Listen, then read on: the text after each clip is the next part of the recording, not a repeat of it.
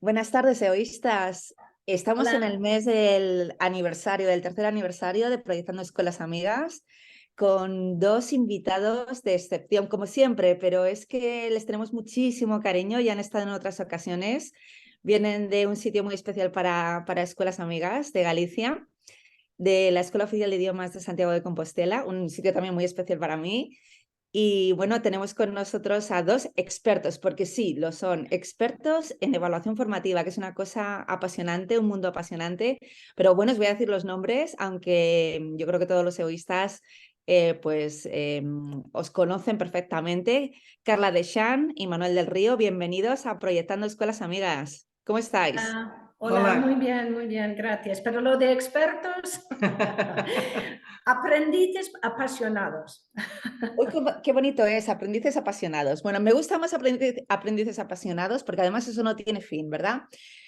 Pues me encanta teneros a los dos en el mismo, ¿verdad? En la misma escena. Pues en pocas ocasiones ha visto esto y bueno, pues aparte de daros la bienvenida y de saludar como siempre a Carol al pie del canal, pues es que como tenemos tantas ganas de saber qué es evaluación formativa, cómo la podemos aplicar, dadnos pautas, porque yo creo que estamos en las escuelas oficiales de idiomas un poquito en pañales en ese sentido. Necesitamos muchos trucos y necesitamos pues de esos aprendices apasionados que sois vosotros dos, que nos digáis pues eso, esas cosas que nos funcionan. Así que cuando queráis, os escuchamos con mucho gusto.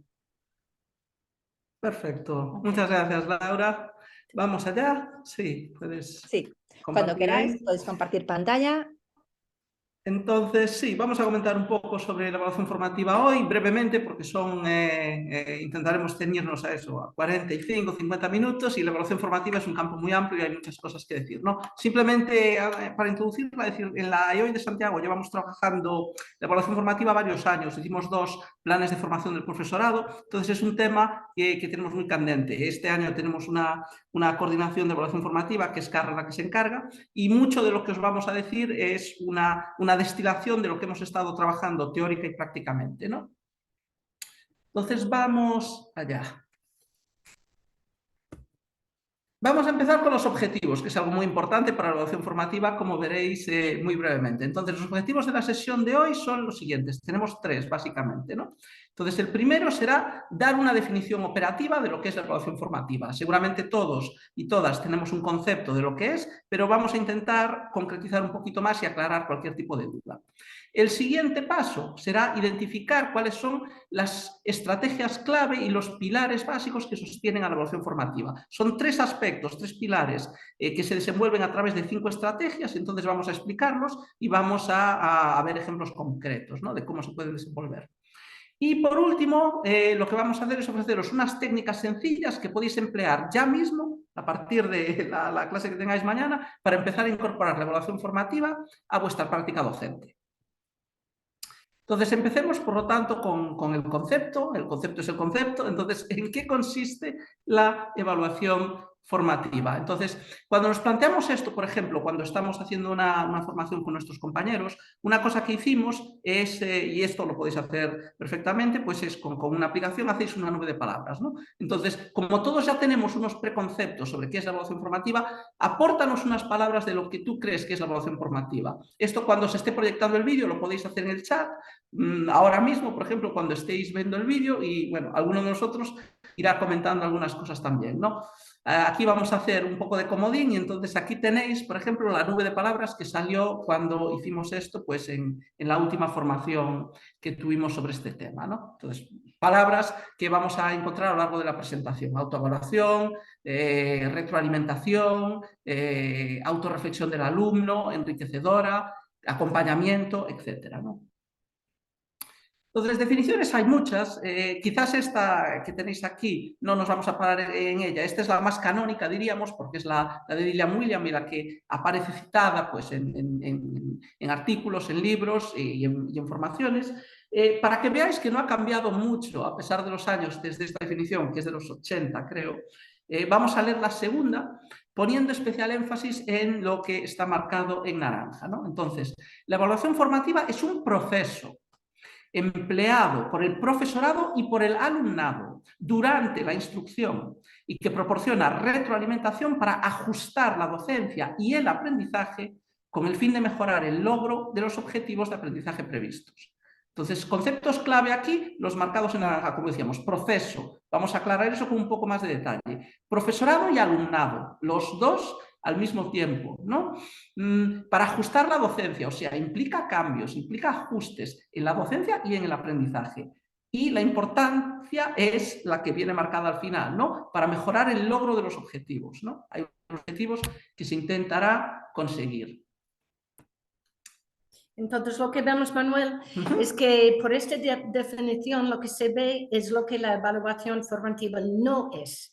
Es importante, hay mucha confusión y a pesar de que la evaluación formativa lleva años, décadas estando en práctica, mucha confusión lo que es. No es un qué, no es un instrumento, no es un instrumento que yo voy a traer a mi aula y aplicar un instrumento. No es una herramienta. Es decir, que aunque yo use, por ejemplo, una herramienta o una herramienta digital que puede ser Mentimeter, que usamos, es la forma que usamos una herramienta que nos ayuda a conseguir los fines de la evaluación formativa, pero no podemos hablarlo como una especie de herramienta. Tampoco es una metodología, no es aprendizaje basado en proyectos, no es gamificación. Entonces, sabemos lo que no es. Entonces, ¿qué es? Si no es un qué, la evaluación formativa es un cómo. ¿Okay? La evaluación formativa es un cómo. Cómo lograr esos objetivos de aprendizaje que debe ser lo que es el objetivo de todos nuestros aulas, ¿no? Y lo que es un proceso, ¿no, Manuel? Efectivamente, a mí la imagen o la metáfora que me gusta pensar cuando hablo de evaluación formativa es estos dibujos de maquinaria que tienes en física donde tienes aquí entra la energía, sale por aquí, va por este tubo, vuelve de nuevo, o sea, la retroalimentación. Eso es la evaluación formativa. Entonces, cualquiera de las piezas de la maquinaria no lo es. Tiene que ser el conjunto operando con un ciclo de realimentación, ¿no? Claro, vamos a ver ese ciclo un poquito más adelante, pero para entender el proceso, vamos a ver, este proceso, como dijo Manuel, tiene muchas partes móviles y interactuando. ¿Cuáles son esas partes que aunque estaban en nuestra presentación plasmadas de forma lineal, hay que poner en la cabeza que estas piezas son móviles, que se mueven, que se interactúan, que cambian de lugar. Entonces, empezamos con eso, Manuel. Entonces, la evaluación formativa es un proceso. Entonces, ¿cuál es el fin de este proceso? Pues es salvar una brecha, saltar un obstáculo entre los objetivos de aprendizaje, lo que queremos conseguir y lo que ya se ha aprendido.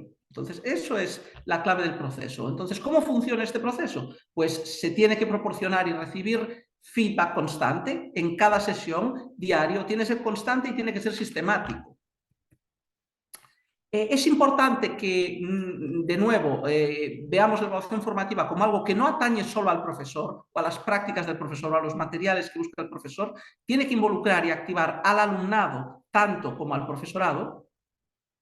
Y además, quiero añadir que el alumnado nos tiene que dar nosotros también feedback sobre nuestra docencia. Es decir, no solamente estamos dando feedback al alumnado sobre su progreso hacia esos objetivos, pero ellos tienen que darnos feedback sobre su comprensión, su logro de esos objetivos, pero también sobre nuestra docencia. Entonces, cualquier profesor que quiere entrar en este mundo de la evaluación formativa tiene que estar dispuesto a pedir y a recibir feedback sobre su propia docencia.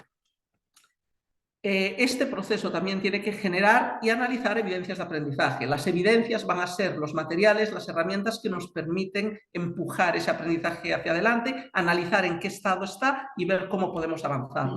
Y veremos más adelante cómo ver evidencias de aprendizaje y de comprensión de una forma muy sencilla. También la clave es que este proceso nos va a permitir tomar el pulso real del aprendizaje en el aula, no el aparente, no el ¿habéis entendido? Sí. Necesitas utilizar el feedback real para ver si el alumnado efectivamente ha aprendido y si no lo ha hecho, ver los siguientes pasos que tienes que hacer para que lo haga. También sirve, evidentemente, para dirigir y regular el proceso de aprendizaje, clarificando los objetivos y expandiéndolos. y finalmente para ajustar constantemente la instrucción que estamos llevando a cabo en el aula. Vale. Entonces, para seguir con lo que habló Manuel de este ciclo, de este circuito, me gusta más la idea de circuito que un ciclo, porque es un circuito que implica mucho movimiento y también obstáculos y logros. Entonces, para entenderlo, vamos a hablar ahora de los 3 pilares que pusimos en nuestros objetivos. Los 3 pilares de la evaluación formativa son, primero, que tenemos que hablar de los objetivos. Y sí, tenemos que hablar primero de lo que es el objetivo de aprendizaje. ¿Te acuerdas, Manuel, cuando hicimos el PFPP, a muchos de los participantes les extrañaba, pero ¿por qué empezamos con los objetivos? No debería ser como el fin de lo que es la lección o el fin, no. Debemos empezar siempre, el alumnado debería empezar siempre haciéndose esta pregunta: ¿a dónde voy? ¿A dónde voy hoy en esta clase? ¿Por qué tiene que saber eso? Tiene que poder saber reflexionar dónde están con respecto a esos objetivos. Si no saben los objetivos, ¿cómo van a reflexionar y saber dónde están en relación a ellos? Entonces, tiene que saber, están en un proceso continuo de un progreso actual. ¿Dónde estoy actualmente respecto a mis objetivos? El tercer pilar en todo esto es que una vez que sepan estas las preguntas, las respuestas a estas 2 preguntas, después tienen que preguntar cómo llego. Ellos saben, ellos analizan lo que es esa brecha en este proceso y dicen: tengo esta brecha, ¿cómo llego? ¿Cómo acorto esta brecha para conseguir mis objetivos de aprendizaje? Y también el profesor, todo esto el alumno está dando feedback al profesor, el profesor está recogiendo evidencias de dónde están. Entonces, ¿cuál es mi objetivo? Mi progreso actual y cuáles son mis próximos pasos. Pero Manuel, dijimos que no era como una línea directa hacia el aprendizaje. La manera que lo tenemos aquí parece que es. Efectivamente, entonces las imágenes que te aparecen viendo estos puntos son lineales, ¿no? Por ejemplo, ¿a dónde voy? Pues quiero llegar a la otra orilla. ¿Dónde estoy? Estoy en esta orilla. ¿Cómo llego? Pues haciendo una barca o un puente, sí, etcétera. Pero, como dices, no es un proceso lineal porque estás retroalimentándote de la información que se va generando para cambiar los siguientes pasos. Entonces, por un lado, el profesorado va generando y evaluando evidencias de aprendizaje y haciendo las modificaciones pertinentes, pero al mismo tiempo también el alumnado va también generando y evaluando evidencias de aprendizaje. Entonces, no es una línea recta, es más bien como en el Tristram Shandy, así esta curva que sube y baja y va para atrás y vuelve hacia adelante y se va moviendo para todos lados, ¿no? Y importante que si nosotros lo entendemos así, el alumnado también tiene que entender el proceso de la evaluación de su aprendizaje como este circuito. Si no, nunca van a llegar a su fin. Bueno, entonces, para seguir con esto, habíamos hablado de los objetivos. Esos son los 3 pilares, ¿no? que sostienen lo que es la evaluación formativa. Pero después hay estrategias que, digamos que nos permiten desarrollar esos pilares, sustentarlos, construir sobre ellos. Vale. Entonces, Manuel, ¿quieres hablar de esos? Pues sí, muy brevemente. Este es un cuadro que habéis visto en muchos libros a lo mejor o en artículos, ¿no? Con otros colores y otro diseño. Como veis, tiene 2 ejes. Por un lado está el eje horizontal, que son los 3 aspectos de los que veníamos hablando ahora, las 3 preguntas, los 3 pilares, ¿no? ¿A dónde voy? ¿Dónde estoy? ¿Cómo llego? Son los cimientos sobre los que vamos a construir nuestro proceso de evaluación formativa. Y el otro eje, el eje vertical, nos refiere a quién tiene que hacer las actividades en este contexto, quién tiene que desenrollar las estrategias. Entonces hay 3 participantes básicos: el docente, ¿no? A través de estrategias de heteroevaluación, los compañeros a través de estrategias de coevaluación y el propio aprendiz a través de estrategias de autoevaluación.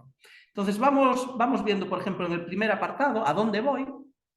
Esto nos conectaba con los objetivos de aprendizaje. Entonces, las estrategias que aquí trabajaríamos serían para eso: que los objetivos sean claros, que los objetivos se compartan, que los objetivos se comprendan. Entonces, aquí veremos después algunas estrategias y estas son bastante generales, bastante católicas, pueden emplearlas docentes, compañeros y aprendices por igual, ¿no? moviéndonos a dónde estoy, aquí podemos diferenciar entre el docente y compañeros y aprendices. El docente busca obtener evidencias del aprendizaje durante el aula y más allá del aula. Los compañeros, a su vez, van a utilizar estrategias que les permitan activar a los estudiantes entre ellos, entre sí, como recurso. Y los aprendices van a activar a los estudiantes como dueños de su propio aprendizaje. Si os fijáis, las estrategias para compañeros y aprendices aunan al mismo tiempo el dónde estoy y cómo llego, porque son actividades, por ejemplo, de coevaluación, donde hacéis una actividad en conjunta y el compañero te da un feedback. Entonces, estáis aunando los dos aspectos. El último apartado, el de cómo llego, solo para el docente, pues sería proporcionar feedback que mueve el aprendizaje hacia adelante, que permite avanzar hacia más objetivos o avanzar hacia otros objetivos del proceso de aprendizaje. Claro, lo que deberíamos decir aquí, creemos muy importante, es que todo el mundo entiende que esas estrategias no son optativas. Dylan Wiliam insiste una vez, Dylan Wiliam, que es un gurú de lo que es la evaluación formativa, él dice que estos son obligatorios. En todos los centros educativos, estas 5 estrategias son obligatorias. Lo que dice sí es, si un docente está incorporando de manera intencionada y planificada en su aula una de esas estrategias, su práctica es formativa.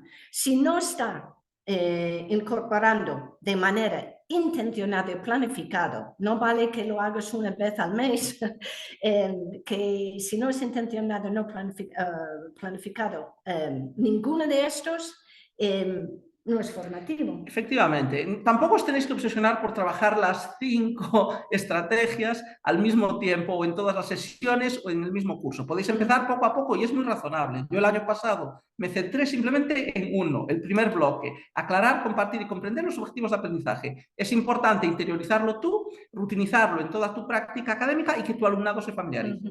Claro, eso fue porque cuando hicimos el PFPP le llamaron mucho la atención a los profesores, tuvimos muchos participantes, 2 de estas estrategias, que era precisamente lo que dijo Manuel, de compartir los objetivos. Pensamos que lo estamos compartiendo, pero no lo estamos haciendo realmente.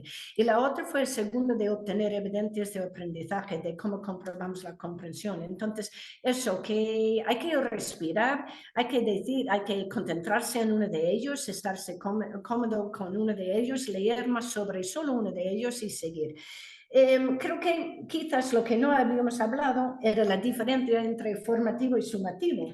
Sí, cuando hablábamos antes de que la evaluación formativa es un proceso y por lo tanto no es un objeto o una tarea, aquí debemos librarnos de este prejuicio, porque a veces pensamos, este tipo de tarea X es formativa y este tipo de tarea Y, por ejemplo, una prueba tipo formato examen, no puede ser formativa. Pero como dijimos, lo importante no es el objeto, lo importante es lo que haces con el objeto. Y aquí hay una metáfora muy apropiada que encontraste para nuestro PFPP, una imagen culinaria, ¿no? Entonces, cuando la cocinera prueba la sopa, eso es formativo. Cuando los invitados la prueban, eso es sumativo. Sí, y si se piensa así, es más fácil de entender lo que es este proceso. Y ahora, supongo, bueno, esta es la teoría, muy resumida, muy resumida, muy modo flash, en a nutshell. Y si tenéis preguntas, podéis estar metiéndolos en el chat y intentaremos contestarlos.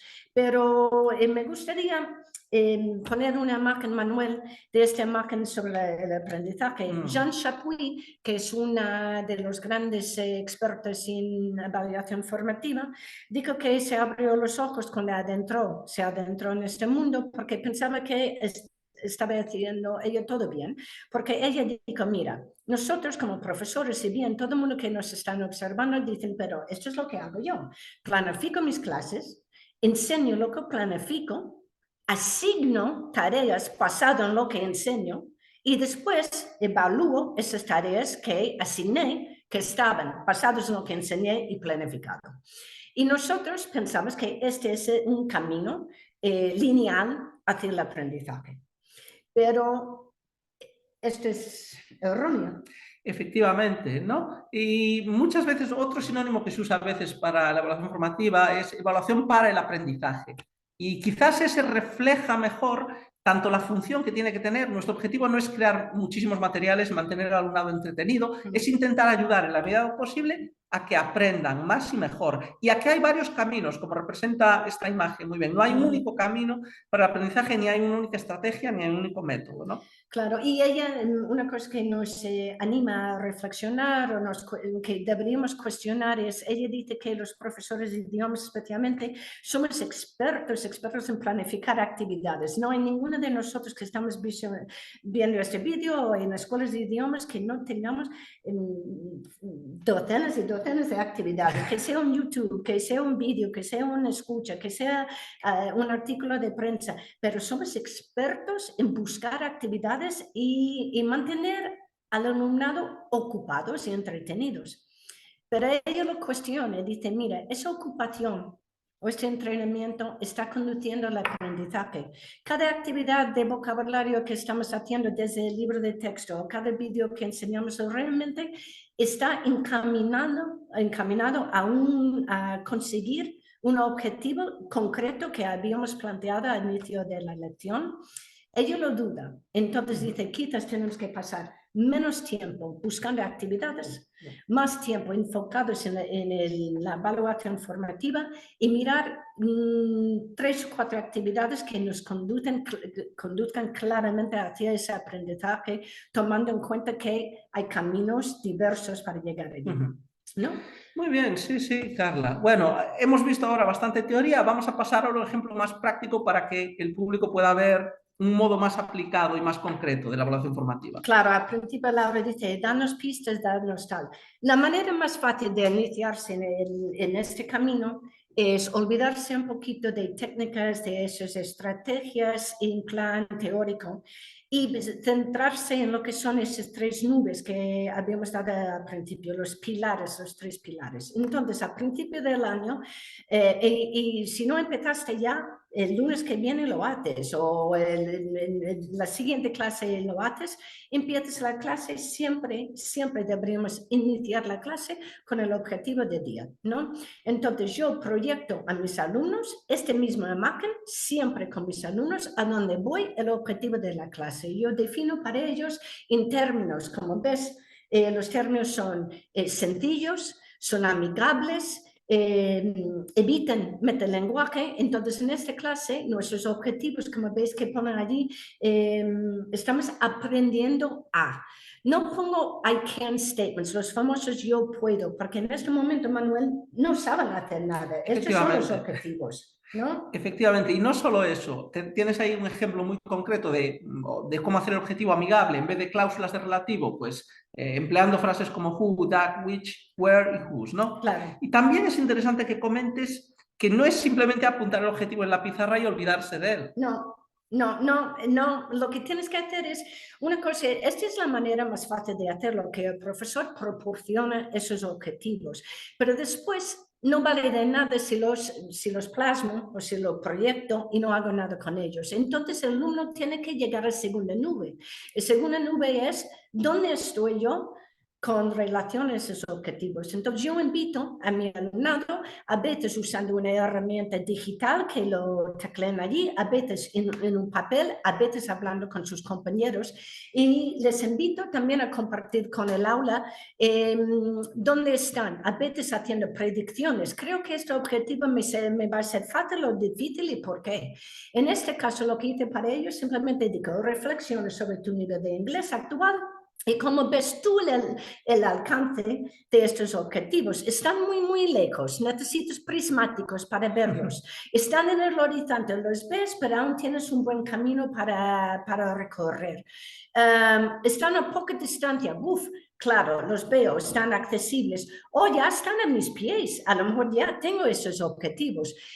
Y el beneficio manual de hacer esto, ¿qué será? Que el alumno en este momento esté reflexionando sobre estos, que ya saben, más o menos están ya haciendo una idea casi como tiene que participar en la clase. Uf, no sabía que estaba tan lejos o no sabía que estaba tan cerca, etc. Entonces, en este momento lo que hago yo, vamos a decir que transcurrió mi clase, hago mis actividades que están encaminados, todas esas actividades, a conseguir esos objetivos que había puesto antes, ¿ok? Después de realizar las actividades en clase, haciendo otros procesos formativos que no voy a hablar aquí, tenemos que llegar al tercer pilar, ¿no? El tercer pilar fue que los alumnos ahora tienen que reflexionar dónde están otra vez, cuál es mi progreso actual, porque ahora tienen nuevo input, tienen nueva información, tienen una nueva práctica y tienen que reflexionar. Y a la vez, después de reflexionar, decidir cuáles son sus pasos para acortar esa brecha que habíamos hablado, o si hay una brecha. O sea, lo que tienen que hacer con el feedback. Eso, exactamente. Y lo que yo tengo que hacer como profesora con el feedback, porque basado en lo que me dicen a mí, yo tengo que ajustar en mi docencia. ¿Cómo consigo ese feedback? Pues les pido esa reflexión y feedback mediante un exit ticket. Antes de marchar de clase, yo digo, mira, ahora vamos a reflexionar sobre, ¿te acuerdas de esos objetivos? Ahora, ¿dónde estás? Entonces, le pregunto, esta es una captura de pantalla, pero esto fue hecho en un Mentimeter que es maravilloso para este tipo de exit ticket, y les pregunto de una escala 1 a 5, si han logrado los objetivos de aprendizaje de la lección. Entonces, como veis, tengo los dos mismos objetivos plasmados aquí. Sí que usé en esta vez la expresión cláusulas de relativo. Sí, porque habíamos trabajado tanto en el aula que ya entendían lo que era una cláusula relativo. Entonces yo les pregunto, entonces ellos digitalmente me dan el feedback. Yo obtengo feedback inmediato, ¿ok? Después también la segunda pregunta es, después de que dicen eso, yo digo, ahora que reflexionaste, ¿cuáles son tus próximos pasos? ¿Qué vas a hacer tú para acortar esa brecha? Si percibís que hay una brecha. Entonces, vamos a ver un poquito lo que dijeron. Estos son los datos de un grupo de mi clase, uno de mis grupos, quiero decir.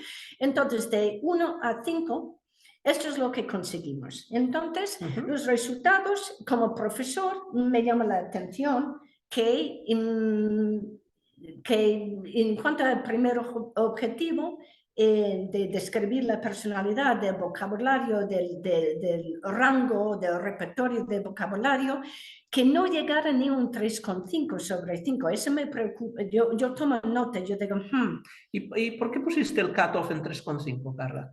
Bueno, yo en ese momento fue la primera unidad de clase, no conocía muy bien el nivel del alumnado, tampoco quería que tuviesen confianza en sí mismo, no lo puso en un 4, tú puedes marcar lo que quieres.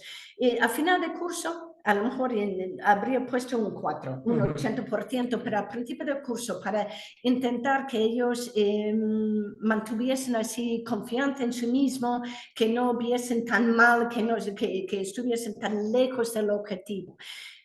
Yo lo puse en un 3,5 y yo dije, mira, este grupo creo que vamos a tener que trabajar más este vocabulario o por lo menos la descripción de personalidad. Y aquí en uno de los objetivos sí lo consiguen, pero el otro claramente están por debajo, no han llegado a 3,5. Entonces, claro. ¿a qué te lleva esto? Bueno, lo que pasa es que yo puedo ver con esta herramienta, yo también puedo ver cuántos alumnos están por debajo. Si ves aquí, yo tengo en la primera, la de arriba, yo tengo 10 alumnos de 14 que están por debajo de ese 3,5. Eso me preocupa. Pero después en el otro, yo tengo menos, tengo 12, creo que es, tengo 13, 14. 14 que están cerca a ese 3,5. Entonces yo digo, bueno, estas clases relativas yo creo, y sabía que iba a trabajar cláusulas relativas en otra unidad. Entonces, yo me contenté con eso porque el progreso yo creo que me llevaría al siguiente módulo donde iba a trabajar esto de nuevo. Pero no íbamos a trabajar más la personalidad. Entonces, yo tenía que decir, ups, tengo que hacer algo con la docencia. Pero si os acordáis, yo dije que había dos partes. ¿Dónde estoy? Conseguí estos objetivos, ¿cuáles son los próximos pasos? Pues si os fijáis, está en inglés aquí, los alumnos marcaron ellos mismos sus próximos pasos, ¿qué tienen que hacer? Hay frases, hay reflexiones muy generales, tengo que estudiar más, tengo que repasar más, tengo que utilizar más el Moodle, pero hay unas reflexiones muy interesantes, unas que dicen que tienen que practicar diálogos consigo mismo, delante de un espejo, otros que dicen que van a entrar e intentar rehacer ciertos materiales, etc. Por ejemplo, aquí, usar el vocabulario en una discusión inventada conmigo mismo. Sí. Sí, pero lo curioso de eso, si ves los comentarios, es que aquí es una maravilla que los alumnos están fijando fijando sus próximos pasos. No es el profesor diciendo lo que tiene que hacer, son ellos diciendo, ostras, si yo quiero lograr mi objetivo, ¿qué tengo que hacer? Este viene de ellos, es esa autonomía, autorregulación que ellos tienen que decidir, ¿qué tengo que hacer yo? Porque la equivocación muchas veces en escuelas de idiomas que el profesor es responsable del progreso del alumno. No, el alumno toma rienda de su aprendizaje. Aquí le estoy dando la rienda. Entonces, ¿qué pasó? En esto no vale de nada. Yo tengo todos estos datos y me voy para casa. Sí. Todo bien. Y no hago nada. Y si voy para casa y no hago nada, no me funcionó de nada, no me valió de nada, tampoco para el alumnado. Entonces, en la siguiente clase, este es un grupo que es un semipresencial, entonces vienen un día a la semana. Entonces, el problema que muchos, creo que vais a estar de acuerdo, que es muy difícil, que es el alumnado, ¿cómo dirías tú? Accountability, siempre, Manuel, siempre usas que asumen las consecuencias. Sí, hacerse responsables de los resultados, de las consecuencias, de sus acciones. Entonces, si un alumno me ha marcado sus próximos pasos y me ha dicho qué tiene que hacer para lograr sus objetivos, ¿qué tengo que hacer yo? Yo tengo que tener una conversación con ellos. ¿Han hecho algo? ¿Han hecho algo? ¿Qué habéis hecho? Han estudiado, han repasado, han usado el vocabulario, han hecho lo que ellos mismos marcaron. Entonces, la siguiente clase, yo entro y yo confirmo con ellos si esos próximos pasos lo pusieron en práctica. Mediante el entry ticket. Un entry ticket. Ahora uso un entry ticket para que entren. Es verdad que lo que no dije, Manuel, es en la clase, cuando ellos marcaron sus próximos pasos, habíamos hecho un brainstorm de lo que podrían hacer para seguir su aprendizaje. Entonces, ellos mismos identificaron cosas que estaban en el aula virtual, que estaban en materiales que tenía en su... disponibles. Yo también ofrecía. Entonces, yo les pregunto, ¿qué materiales repasaste? Recordar que había dos grandes bloques, ¿no? Repasar y practicar. Entonces, ¿qué materiales repasaste desde la última clase? Entonces, le hago una lista y ellos me contestan, y esa es la contestación, es maravillosa. Entonces, lo que pasa es que marcaron los alumnos cada actividad que habíamos fijado que podían hacer para seguir aprendiendo, me marcaron aquí. Ahora, sugirió una discusión en una sesión de formación que este es verídico o están diciendo lo que tú quieres oír. ¿Qué opinas? Entiendo la pregunta, pero en el contexto de nuestras enseñanzas de idiomas y de régimen especial no tiene ningún sentido que el alumnado mienta, porque no va a conseguir ninguna ventaja al respecto. Si no hace este trabajo, si no efectivamente pues ha hecho el juego del rosco o utilizado los materiales, porque tú estés contenta o descontenta con ello, eso no va a afectar para nada, que apruebe o que no apruebe, a que aprenda o que no aprenda. Claro, y además les doy la opción de poner nada. Sí, Ya, nothing. ya ves que hay allí nothing que tiene la opción, pero la gracia es que aunque mintiesen, están reflexionando y Efectivamente. diciendo, ostras, yo No he hecho, no no lo he he hecho. hecho, no estoy haciendo nada. Entonces, esa reflexión es igual de importante para ellos. Después le pregunté, ¿cómo usaste el vocabulario Sí. nuevo que tenés que practicar, ¿no? Con las opciones que habíamos fijado en la clase, en la sesión anterior. Saltaste. Y estos son, pongo otra vez otra visualización de los datos para que la gente que nos está viendo, para que puedan ver lo bonito que salen los datos. Estos son en tiempo real. Esto es en tiempo real. Los alumnos están usando su móvil, me aparece esto en la pantalla, vamos hablando. Entonces me marcaron lo que hicieron. Yo sí se hicieron esto, porque yo entré en el Moodle, yo veo si hay más entradas en los foros, yo sé quién me entregó, si había 7 personas que me entregaron la tarea de expresión escrita, y puedo mirar. También me vale como profesor, porque me están dando datos importantes de tipo de material, tipo de recursos que los alumnos ven válidos, ¿no? Curiosamente, lo que valoraron mucho en esto es leer las descripciones que han escrito sus compañeros, que es lo que está en rosa. Entonces me da para la siguiente lección pensar, quizás debería hacer más tareas de este tipo porque para ellos les sirven de aprendizaje, ¿no? Sí. Entonces, esta es mi práctica. Voy a respirar. Respira un poco, Carla. Entonces, hasta ahora os hemos explicado, hemos hecho una panorámica de qué es la evaluación formativa y os hemos dado un ejemplo de la aplicación de evaluación formativa.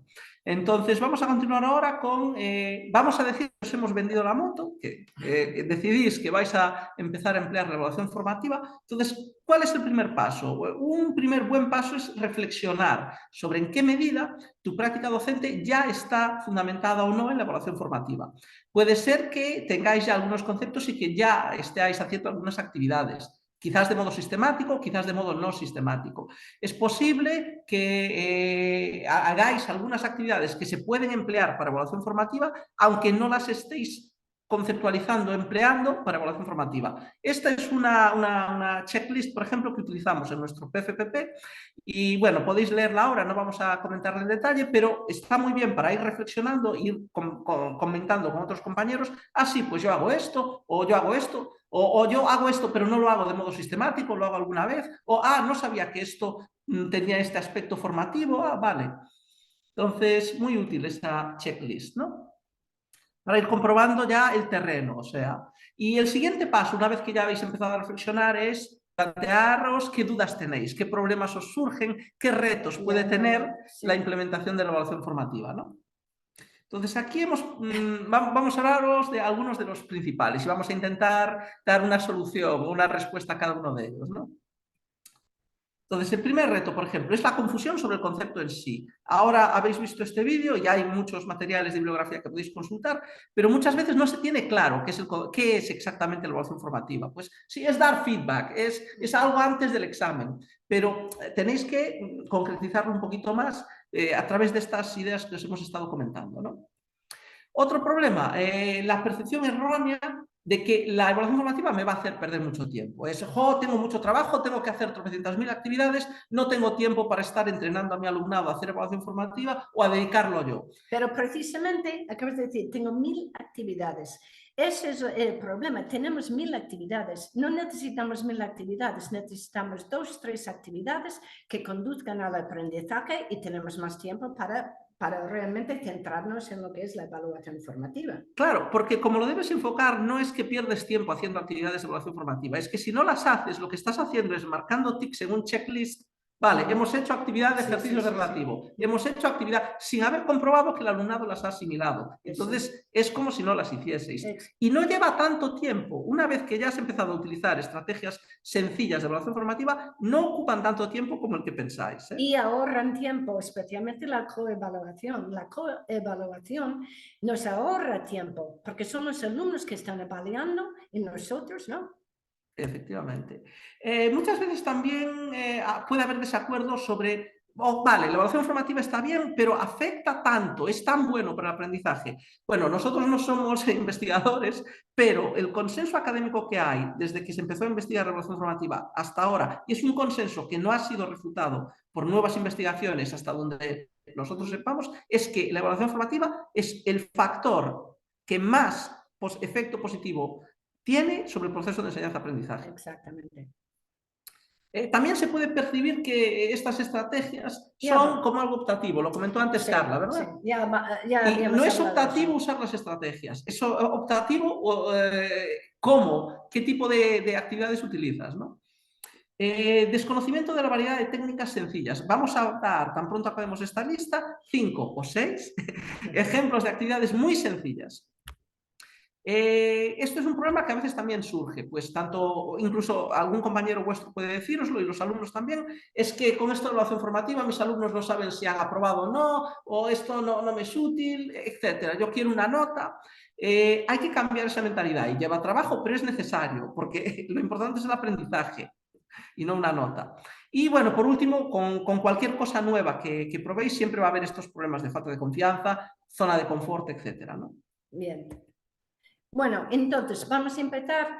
Bueno, otra vez un poquito más de teoría. Ya somos conscientes de esos retos que hay en las escuelas de idiomas. Entonces, ¿qué podemos hacer? ¿Cuáles son unas técnicas prácticas para incorporar ya en el aula? Hoy en el aula podéis hacer todos estos sin problema, hoy mismo. Vamos a empezar con el número 1, Manuel.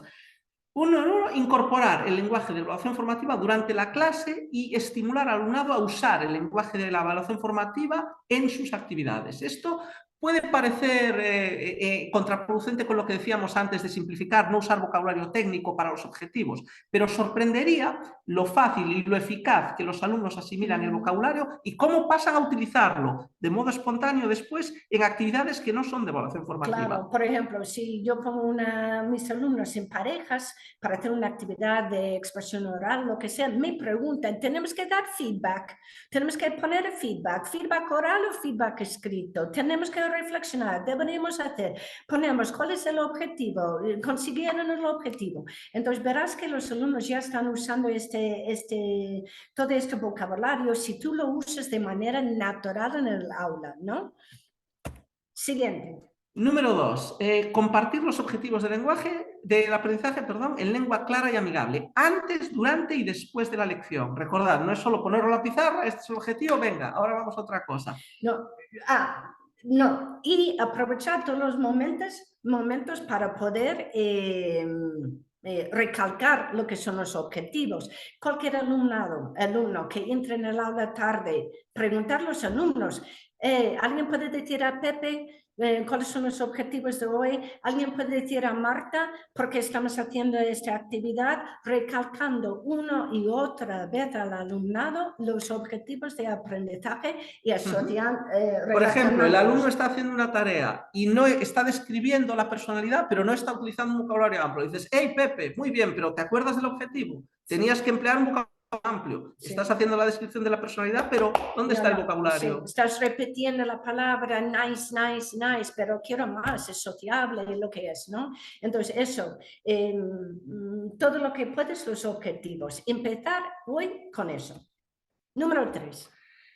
Tomar el pulso real de la comprensión por parte de todo el alumnado. Y aquí la clave es todo, ¿no? Asegurar la participación. La participación no es algo opcional.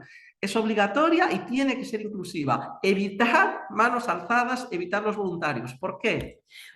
Bueno, lo que decimos o lo que se dice es que, claro, con el alumno levanta la mano y llamamos a ese alumno, suele ser siempre los mismos alumnos que levantan la mano. El alumnado que tiene más competencia o tiene más confianza. Entonces, no estamos el pulso que estamos tomando es irreal en nuestra aula porque no estamos escuchando a todos los demás.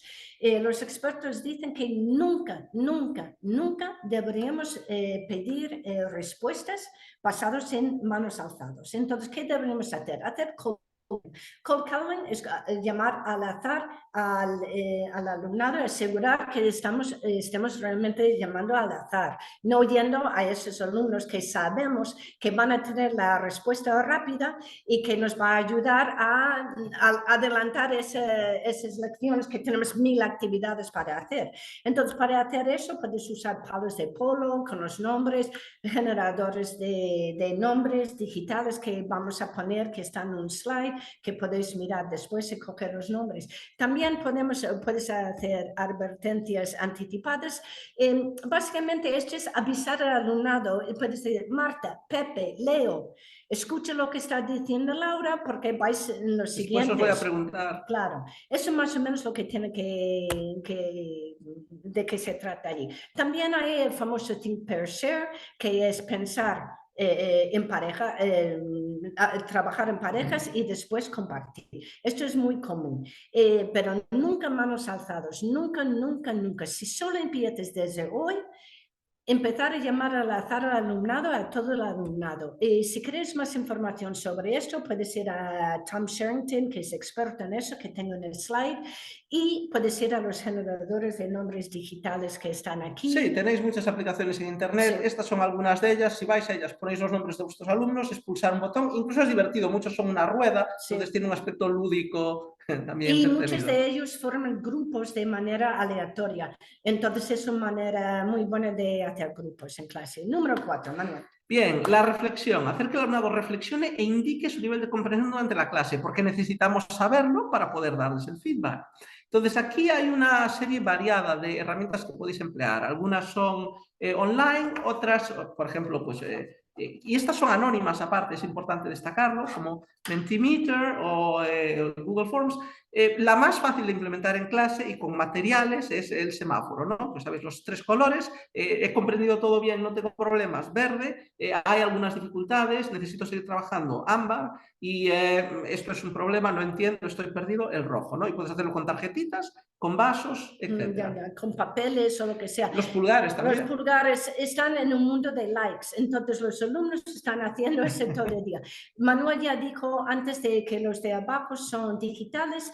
Este está bien porque a veces los alumnos adultos no quieren, son aprensivos en compartir su falta de comprensión con todo el grupo, entonces que sea anónimo. Número 5.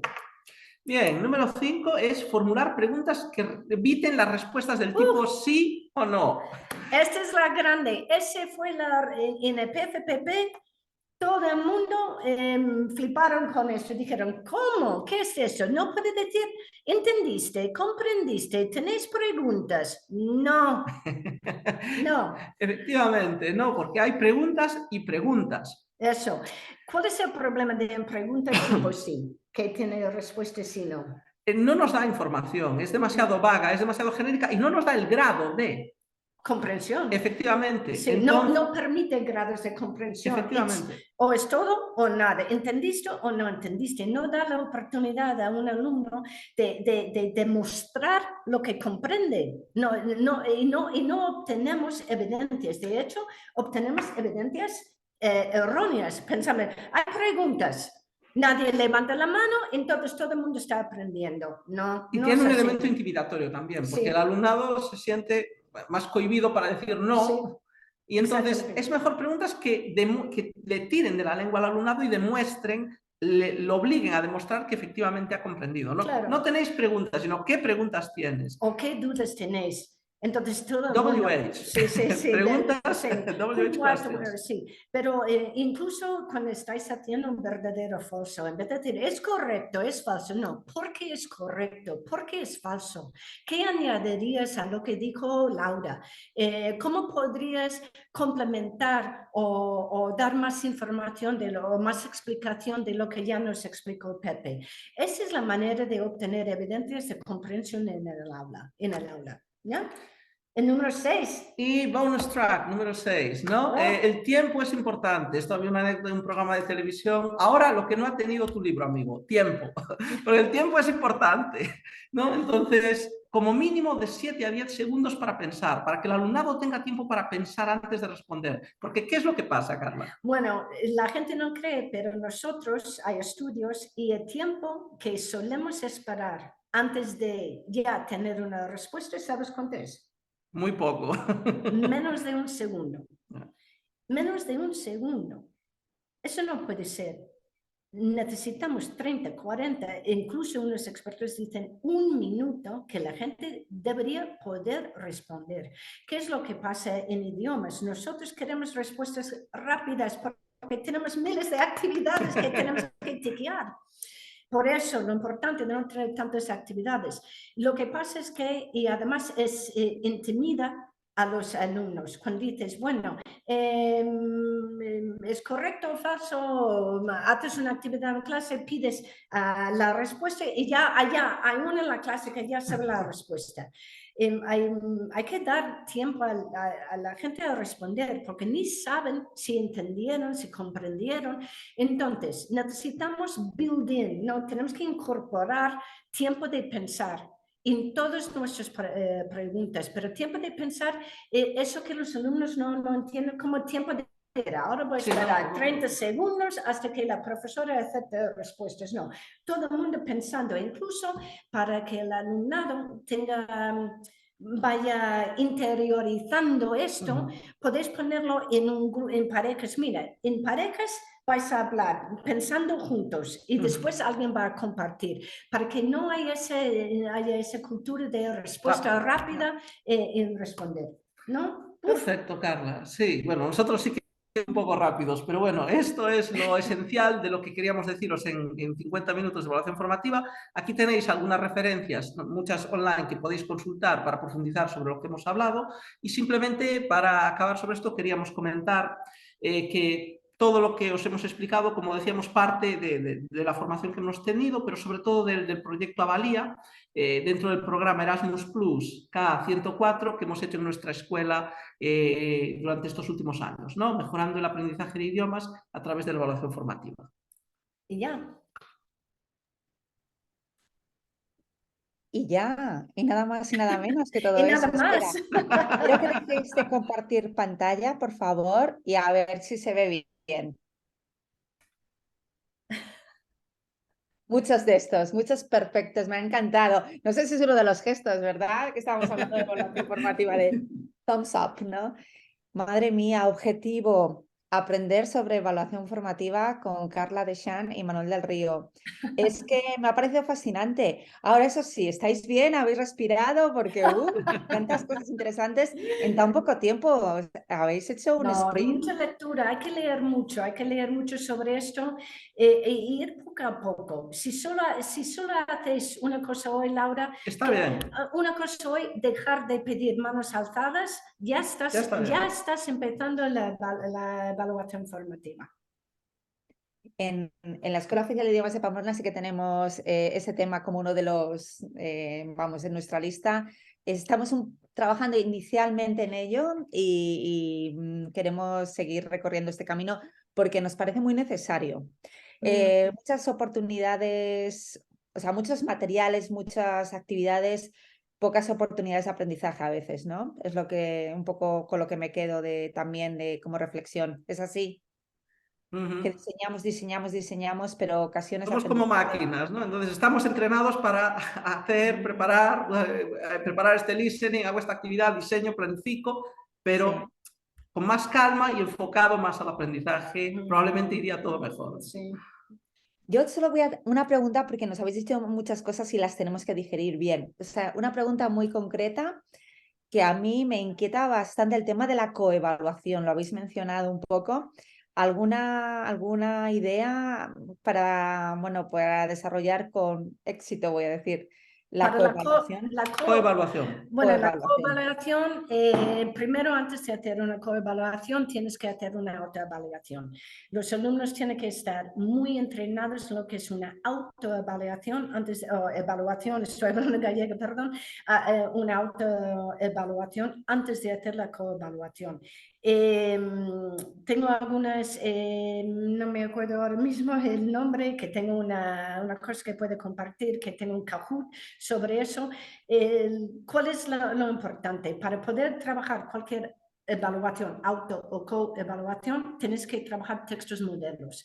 Tienes que co-crear o compartir criterios de calidad, calidad basado en textos modelos fuertes y débiles de